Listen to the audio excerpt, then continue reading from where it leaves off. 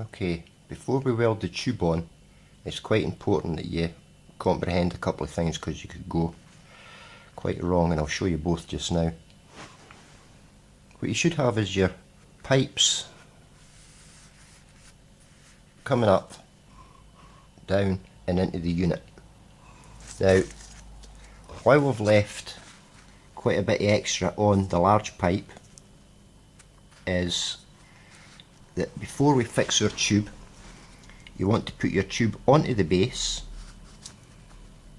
see where it is, and cut it to just below where the top of your tube's going to be. I'll show you why in a minute. You then want to cut your outside tubes to where you want to put your valves on. So take off any excess here.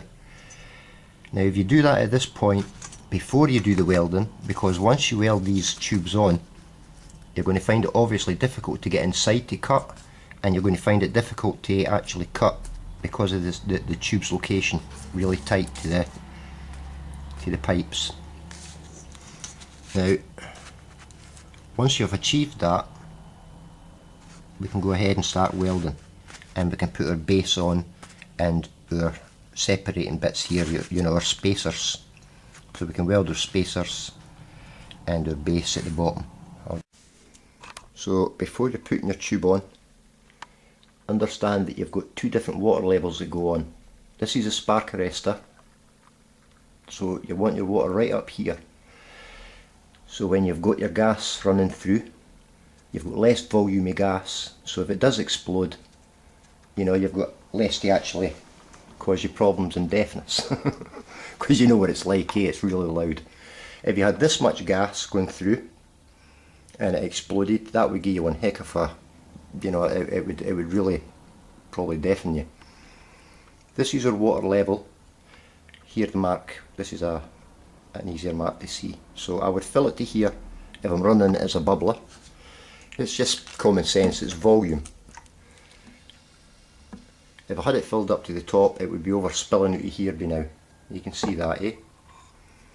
Now, the reason that we've got a very small space there at the top is so when this is going up and down over time, it's not causing any burrs to here. Now, it's pretty important when you're running it as a spark arrestor, just kind of take a bit of sandpaper around there, get rid of any burrs at the top.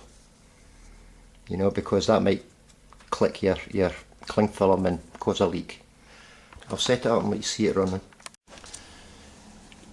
This is inch broad elastic material, and it's doubled up and it's cross stitched, as you can see there.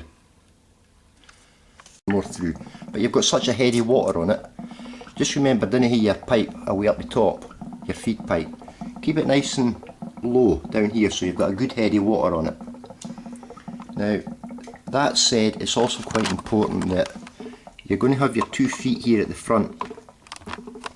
If you're working with your equipment to your left hand side, it's just easier to reach over and use this one with your right hand to allow your tube to go up and down and do whatever you're doing.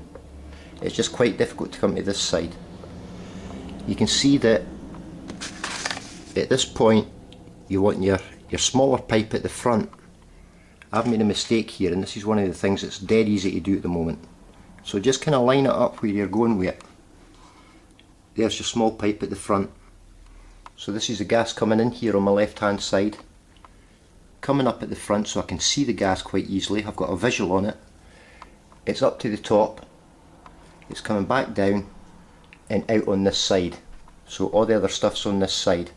Just get your head around that at the moment.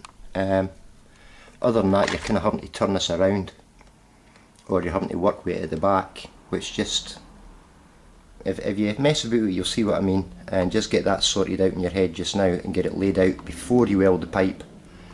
Get your cutting done, because you're just too close to sort of get your cutting, and get your pipe, your tube on, get your pipe marked, get your tube off and cut it.